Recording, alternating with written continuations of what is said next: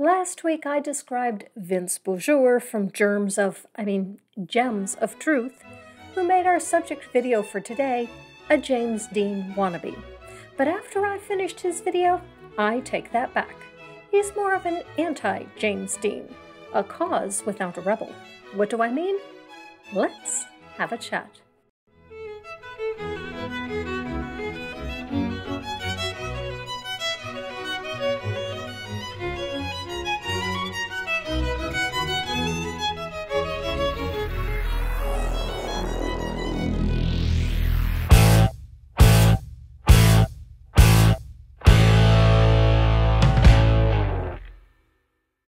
Hello and welcome. Thank you so much for joining me, and especially to my patrons and channel members. Today's video comes from the channel Gems of Truth, where Vincent Bourgeois, a concert pianist with a bachelor's degree in music, tells us about geology. But who am I to complain about his credentials? After all, if it wasn't for Steve Baumann's online courses, linked in the description, I wouldn't have any geology education past middle school. Some people claim that about 4,320 years ago, a global flood destroyed our planet and only one family survived in an ark. Yep, some people do make that claim. It's factually unsupported, demonstrably untrue, and yet some people continue to make that claim. I had difficulty finding current figures on how many people still believe this, but I did find this survey that in 2004, 60% of Americans still believed that this was literally true. I could find no figures for anything outside of the US or anything more recent. So what has Vince found that almost all of the geologists on the planet seem to have missed? This story has been labeled as a fairy tale, a delusion, just wishful thinking. Lots of scientists and even Christians today believe that it was either just a local thing in Mesopotamia or a myth, with some nice takeaways. Well, that would make a lot more sense than the story being literally true. I mean, first you need to magic the animals to the ark. For example, how would koalas be able to get there on their own? They sleep 20 hours a day and only eat fresh, never picked, eucalyptus leaves.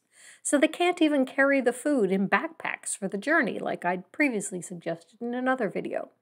They had about an 11,500 kilometer journey. The creationists claimed the Pangaea still existed, but that doesn't help us, as Australia and Eurasia are still the most distant points.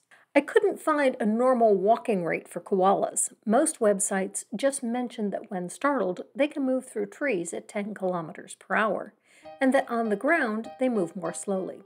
This video has them walking at a decent rate, so let's generously give them a walking rate of 3 miles per hour or 4.8 kilometers per hour. Moving at this rate for 4 hours a day, they could make the journey in 598 days, or a little over 1.5 years, with no food. Right. We need a little God magic to help them on the journey. For those young Earth creationists out there who want to point out that God only took 2 of each kind, except 7 pairs of the clean animals and birds, which doesn't include koalas. Sorry, koalas, you're unclean. Aww. And the species evolved from the kinds, and kind is family, so maybe God took a different representative of the family for koalas. Nope. Koalas are the only member of their family classification. So if Noah took 2 of every kind, and kind is family, mostly, then Noah had to take 2 koalas. Then you need a eucalyptus tree on the ark to feed them for the year that they're on the boat. Where did Noah get the tree? Guess God magicked that to him when he magicked over the koala. And then you have the issue of 8 people caring for these nearly 10,000 animals 24/7. And then the poop removal issues on a boat with only 1 window at the top. And I wonder if perhaps this is going to be more than simply a one-man job. Why? How much poo are you expecting there to be? Well, I consulted an expert source who thinks that the figure is going to be somewhere around 12 US tons of animal waste being produced daily. 12 tons a day? I think we're going to need a bigger shovel. Actually, Ham, where are you getting that figure from? It's certainly a lot of shit, but it kind of seems woefully inadequate to me. Answersingenesis.com. Answersingenesis.com? Yeah. Give me that. Here. Hold on. It says here that they're basing that estimate upon us taking only about 16,000 pairs of animals. Are these people friggin' idiots? How do they expect there to be millions and millions of variant species on the planet anytime soon after this is all over? Dad, this is what we've been trying to tell you. It's microevolution. Whoa, whoa, whoa, whoa, hold on. That sounds to me like some kind of theory or something. The boats staying together in the 100-foot tsunami waves that are crashing over the surface of the Earth, the heat being generated from either the rainfall or the Earth's crust blowing apart as the fountains of the deep open up. Some students at Southern Methodist University calculated the amount of rain needed for this global flood at a rate of 6 inches an hour. If you want to see all the calculations, the links are in the description. The weight of the water, according to these calculations, 1 inch of rain is 4.7 gallons of water per square yard, so 6 inches is 28.2 gallons. A gallon of water weighs 8.34 pounds, so the ark has 235 pounds of water landing on it 24/7 for 40 days. How does the boat survive? Oh yeah, more magic from God. Which makes you wonder why God doesn't just magic away the evil humans. It would be so much more easier, not to mention more humane, and it relieves the issue of all the needless animal deaths. So why does Vince take this story seriously? But could this fossil of a jellyfish prove that Noah's flood actually happened? A jellyfish fossil. Okay, why would a single jellyfish fossil be evidence of a global flood? The Bible tells us that the wickedness of man was great in the earth and that every intent of the thoughts of his heart was only evil continually. So let me tell you something, before the jellyfish, before the flood, and before everything else I'm about to share with you, you need to understand that God was grieved. Imagine you're getting married to the love of your life and you have children, and all your children are doing is rebelling against you, hating you, causing misery and suffering and pain, and killing each other. God's heart was broken and he decided to put a limit there. He decided to make an end. Right, because that's the loving thing to do when your kids act out. Kill them. Does he ever come down and tell them that what they're doing is wrong? Does he tell them how to behave? No, it's, you didn't guess correctly what I wanted, so it's curtains for you. It's curtains for you, Dr. Horn. Lacy, gently wafting curtains. And you call this love? And because he is love, he didn't just do that and just said, oh, surprise, guys. No, he gave everyone on the face of the earth time to make a decision for him. Dude, where are you getting this from?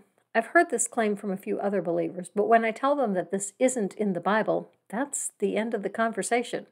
I know this is what Vince wants to be in his Bible because it makes the story look good. But sorry, Charlie. Say? Sorry, Charlie. Only good-tasting tuna get to be star-kissed. It just isn't there.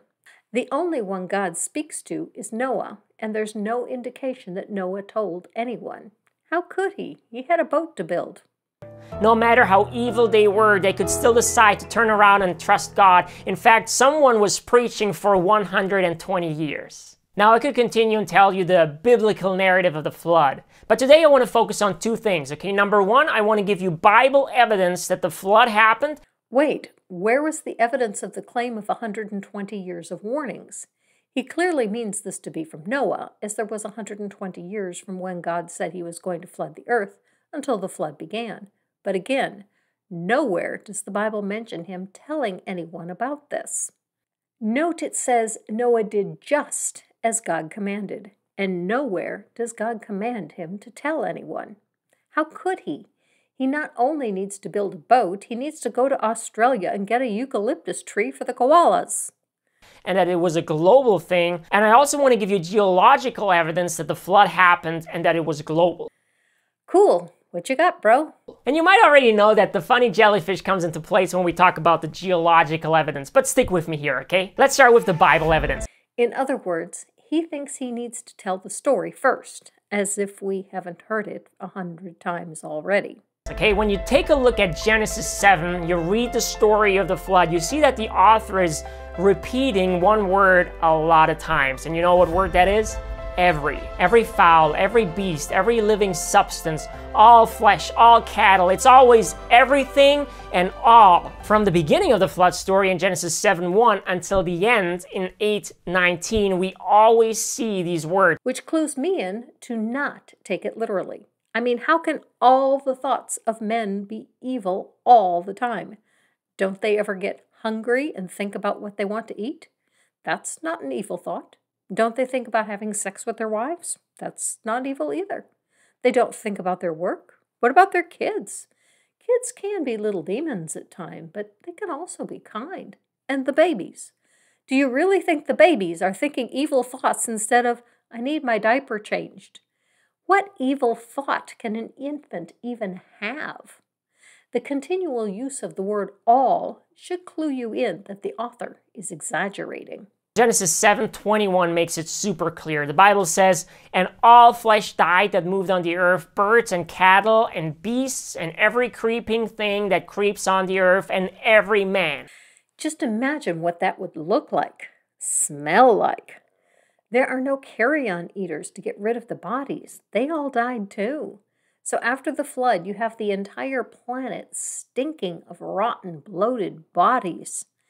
These guys think there were dinosaurs there too. So all the dinosaur bodies are out there rotting as well.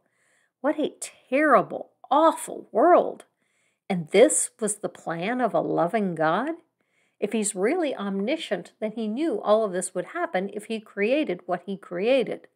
Why would a loving God create such a horrible mess? Was this really the best he could do?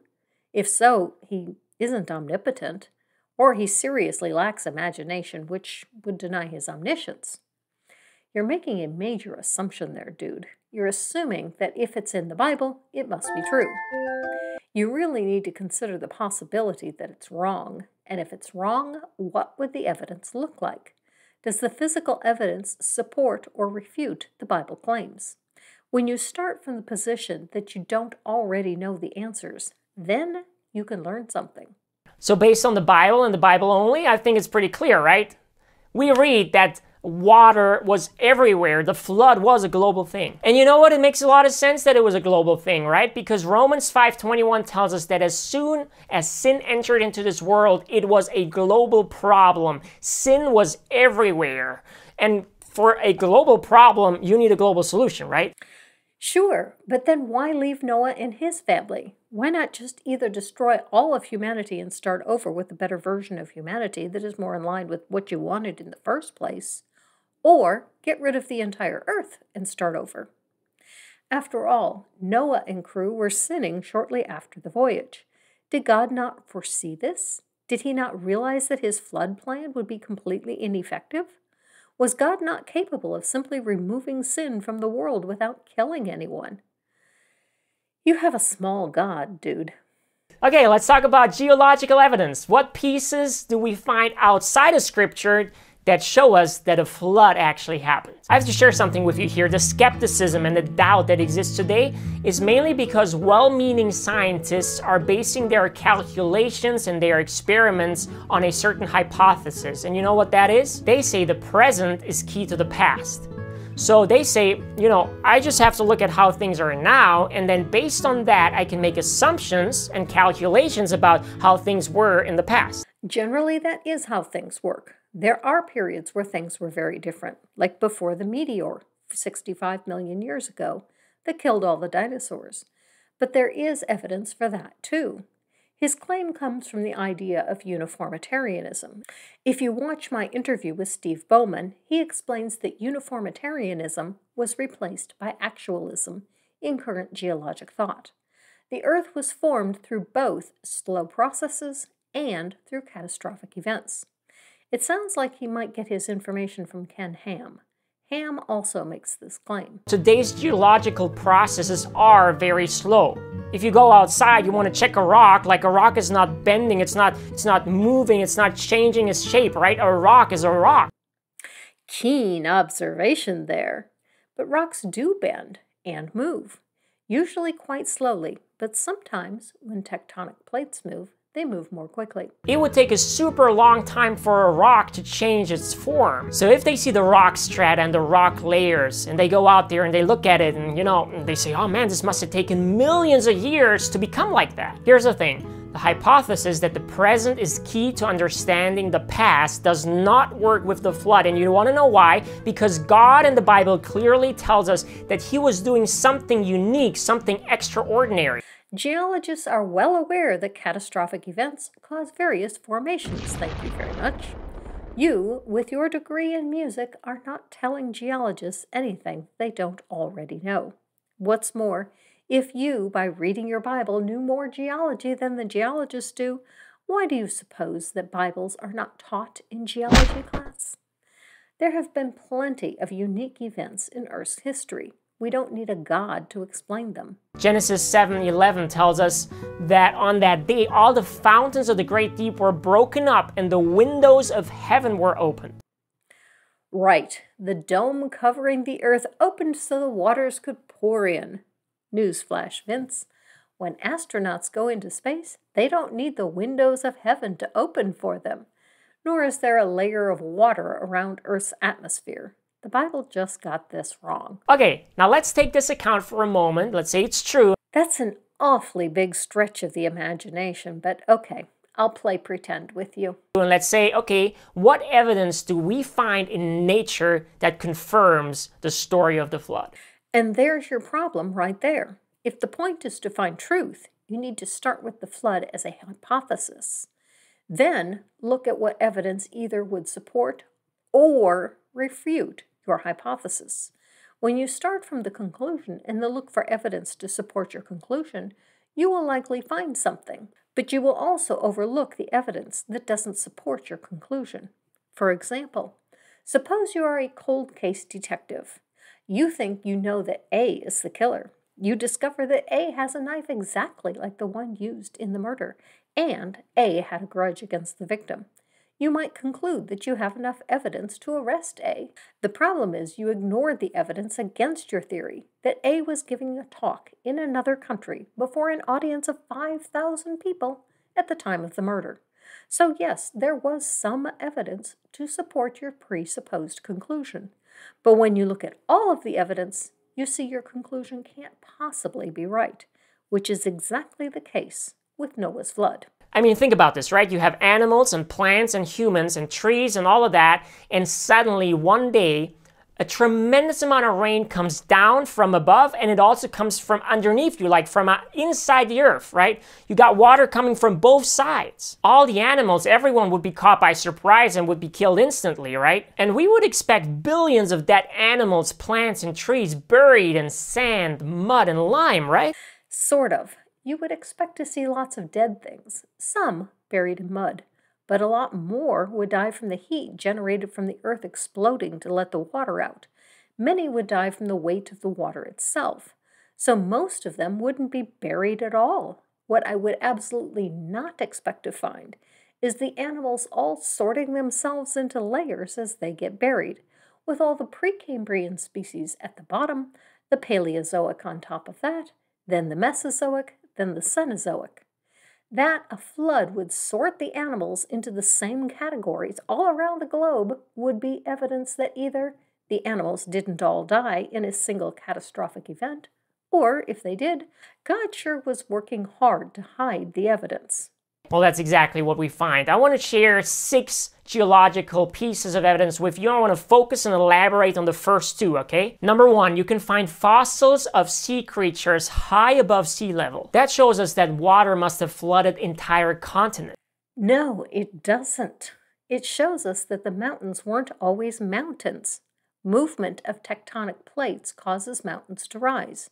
Mount Everest grows at a rate of 4 millimeters a year. Extrapolate back, and there was a time when it wasn't even a mountain.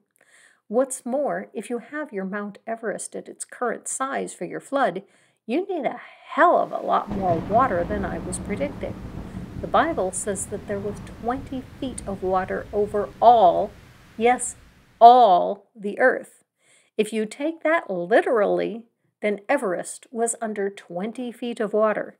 Now, you need an average depth of water over 27,000 feet over the continents, which have an average elevation of 2,700 feet. Dude, you are compounding the problems, as well as failing to look at the better alternative explanations for the evidence. And even Answers in Genesis disagrees with you on this point. You know, my dad, when he was a young adult, he actually went hiking in Switzerland. And he told me that story multiple times. He said when he was up there in the mountains, he saw fragments of seashells up in the mountains. Like, how is that possible? Well, it makes a lot of sense if we read Genesis 7 and 8, right? Or it makes far better sense if you look at how the mountains form. I mean, water was covering the entire earth, and when the water went away, you had those leftover pieces there. Second piece of evidence, rapid burial of plants and animals. I don't know if you know this, but we have a lot of, they call that fossil graveyards around the world, where you see hundreds, thousands of animals buried, and you can see the little details, right? Like those fossils show us everything. Here's a great example. The Redwall limestone of Grand Canyon has billions of marine creatures in a 7-foot thick layer.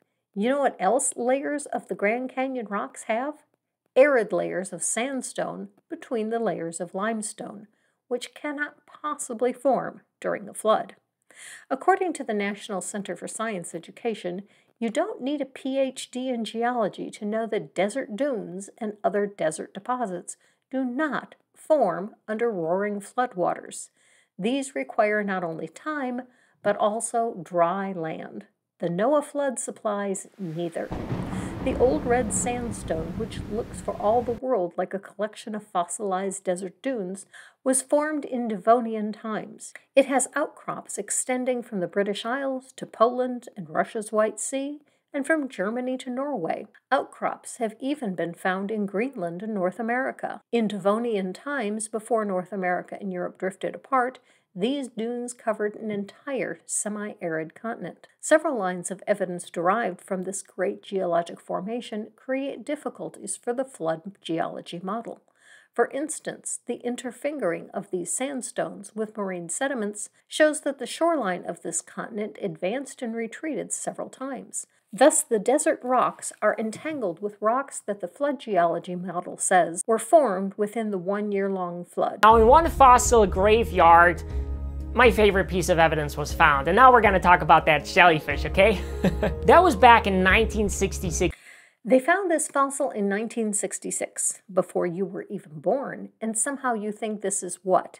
Evidence that geologists don't know about and need you to educate them about it?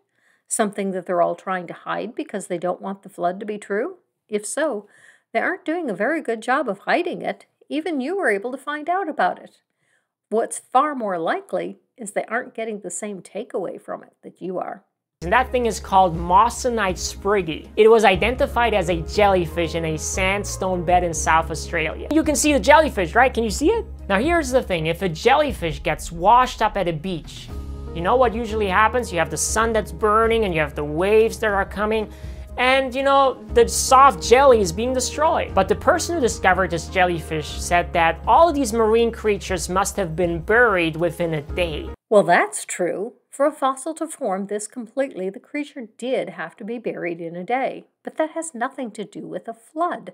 It could have been buried by a moving tide, a mudslide, a local storm. There's lots of possibilities. Here's the discovery he's talking about, and oh look, here's an article about it from Answers in Genesis, likely his source material. He has a couple links to articles about this find, which he claims are his sources, but they don't mention how the animal was fossilized. They deal with what was found, where, and how they gave it a taxonomic categorization. So I call bullshit on your claimed source and suspect that this Answers in Genesis article is your real source, especially since you cite AIG directly for your later claims. It's just like, boom, the water came and the jellyfish was dead and it was just squeezed between layers, right? And now, when people were discovering it, they were like, whoa, we can see it like it's a jellyfish. Not really, because it's not between layers. It's the sandstone layers of the Precambrian. If it were deposited at the same time as the vertebrate animals, where are these vertebrate animals that are supposed to be in the same layers? Also, why are these fossils of soft animals so rare if they are all being buried together in a single event? The answer should be obvious. Softer animals don't fossilize as easily, and thus only those buried rapidly did fossilize, as a process only a few went through because they didn't all die in a single worldwide flood. Further, even if there had been a global flood, the fish weren't supposed to die in the flood. They were never on the boat because they were supposed to survive the flood.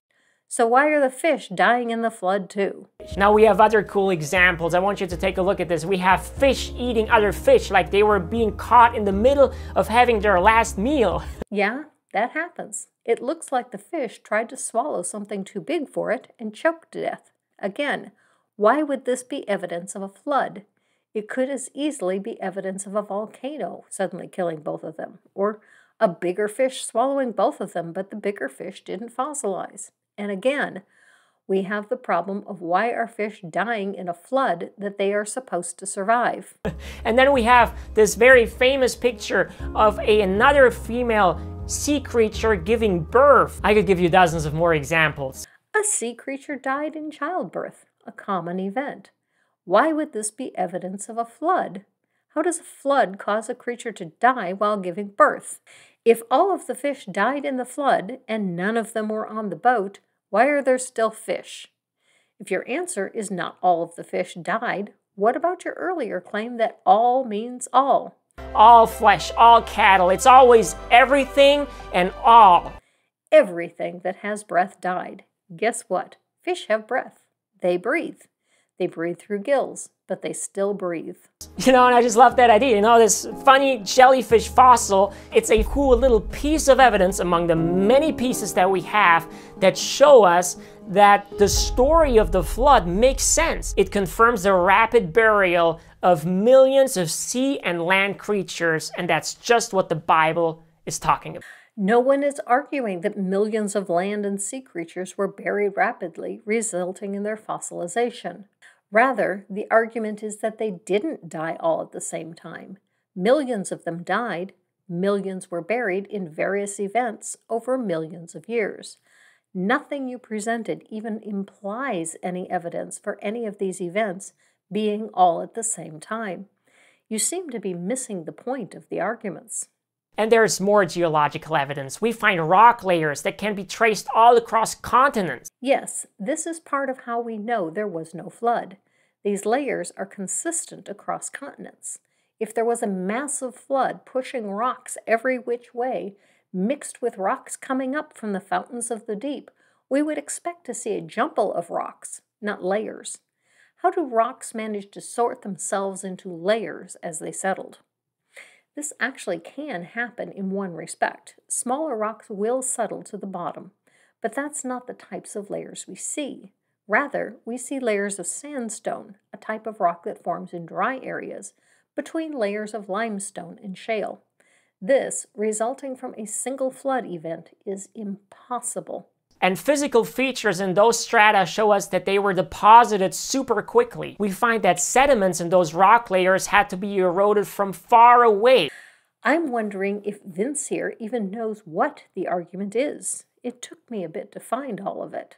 Here's Snelling's claim from Vince's source. The Coconino sandstone is seen spectacularly in the walls of the Grand Canyon and has an average thickness of 315 feet, covers an area of at least 200,000 square miles, and thus contains at least 10,000 cubic miles of sand. Where did this sand come from, and how do we know? The sand grains are pure quartz, a natural glass mineral, which is why the Coconino sandstone is such a distinctive buff color.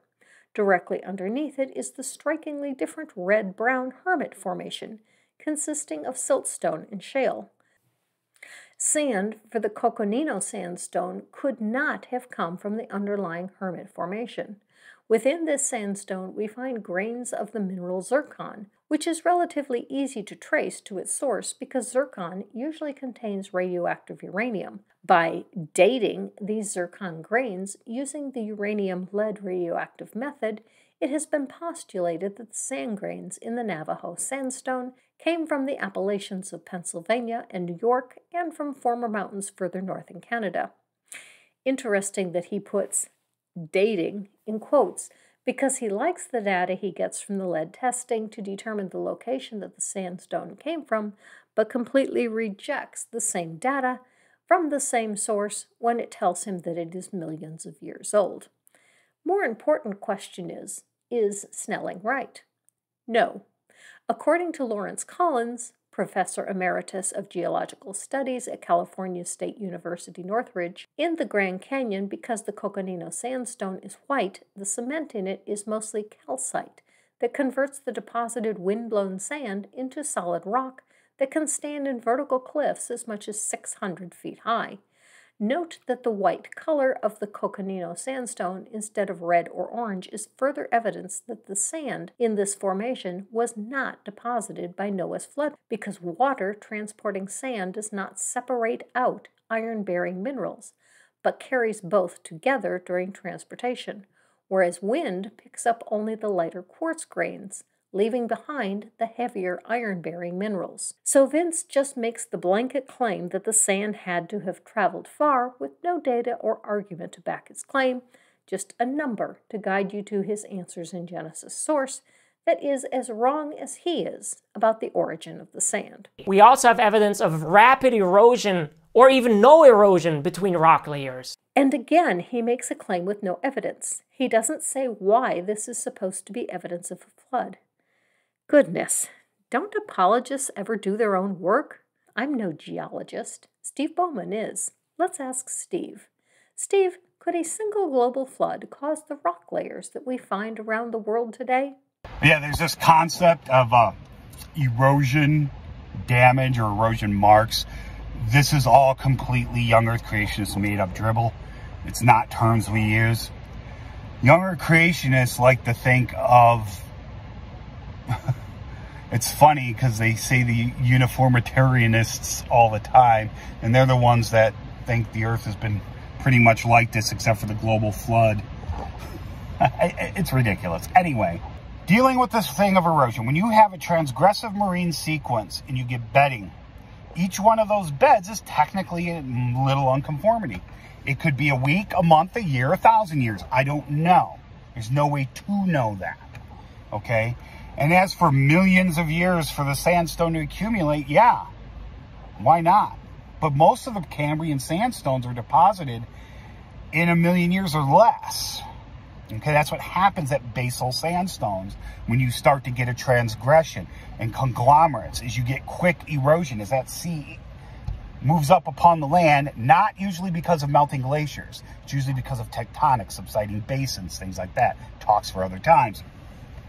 That water is going to move and act upon the existing surface and incorporate it into new marine sediment. And it's going to do that a lot more quickly. And depending on how fast the land is subsiding or the sea is rising, you will get thicker or thinner deposits. And also depends on the type of rock. Carbonates deposit generally, unless they're like piles of dead things, which that does happen. I'm not going to lie, that happens. A meter of carbonate takes a lot longer than a meter of sand to deposit under consistent conditions. Each bedding plane is a minor unconformity. Now, we have different types of unconformities. We have nonconformities, disconformities, stuff like that. But basically, an unconformity doesn't have to have erosion on it. An unconformity is just missing time.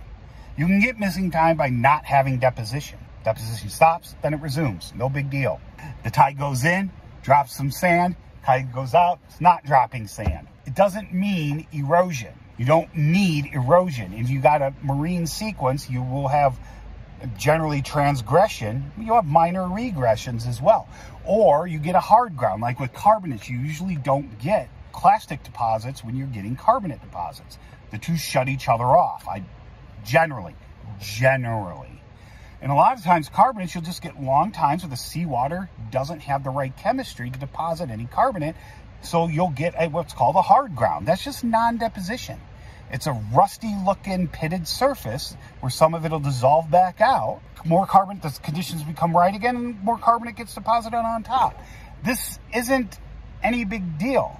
You're not going to find root marks in an unconformity in the Cambrian because roots didn't exist. You do find worm burrows though. I want to know how worms manage to burrow during a chaotic global flood at the bottom of an ocean or whatever, when worms don't live in the deep sea like that. Layers. And we have whole sequences of rock layers that were bent without fracturing. That indicates that they were rapidly deposited and folded while still being wet. This one has been covered multiple times. Rocks do bend. Steve explained this in my interview with him. When under intense pressure, rocks will bend. And his claim that no fracturing is there is just false. These bent rocks do show signs of fracture at the edges. Rocks don't bend when they are wet. They bend when they are under pressure. Don't think Vince here even gets the answers in Genesis claims. Okay, now why am I talking about this? Why am I making a video about the flood, trying to establish this case that the flood actually happened? Here's why. If we doubt the accuracy and the authenticity of God's word in one book, in one passage, what makes us think that another book, another passage is true? He has a point here. If you are taught that the Bible is inerrant, it takes but one point of it being wrong to call the whole thing into question. If you accept that the book is written by humans and can contain error, you can take the story as metaphor, or as William Lane Craig calls it, mythohistory. I'm actually with Vince on this point. Once you cross the line into accepting the Bible as containing even mythohistory, what evidence is there that any of it really happened? That all of it, including the stories about Jesus, are not also mythohistory. You see, there is something bigger here at stake. We are living in the middle of a great controversy, the Bible tells us, and there is a war going on, a cosmic conflict. The person on trial, it's not us, is actually God, and Lucifer, a fallen angel, is trying to make everyone believe that God is not love. Interesting. So God is on trial. It sounds like Lucifer is the prosecutor and we are the judges. If we all get to decide that God is not love, then what happens? Is God fired? I think the evidence that God is not love is pretty clear just from the Bible. If the Bible were true, then God caused needless suffering and death in the flood. Causing needless suffering and death is not loving. Therefore, God is not love. If the Bible is wrong about the flood, what else is it wrong about? Do we have any basis for knowing anything about this alleged God? So again, we have no reason to conclude that this God is love. If God is love, but he's just not going to let us know, that doesn't seem very loving either. Seems all roads lead to God is not love. So this isn't just about two theories, right? Oh, yes, a flood, or no, no flood. It's about the question, can I trust God's word?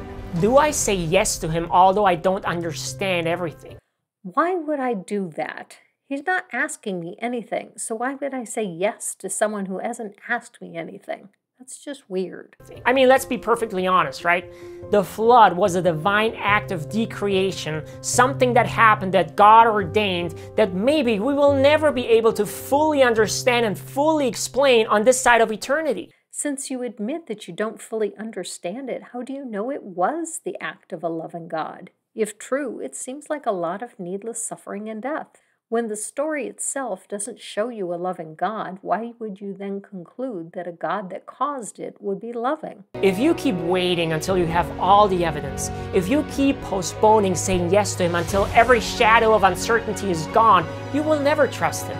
You will never believe, because that's what true faith is. It's to believe what we don't see. I disagree.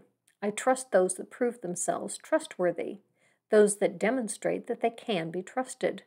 Trusting that a God who senselessly kills innocent children and animals sounds like a really bad idea. Maybe come up with a story about a good God that does good things. Then maybe you would have a point. Trust me that I'm a loving being because I murdered millions of people and animals doesn't sound very inviting.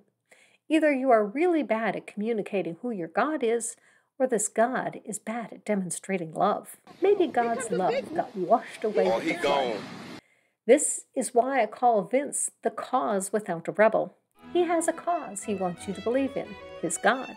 But he has no support for his claims, and his claims don't support his conclusions. Rather, he attempts to persuade the persuaded, like a pianist who ends on a sour note. Live your life.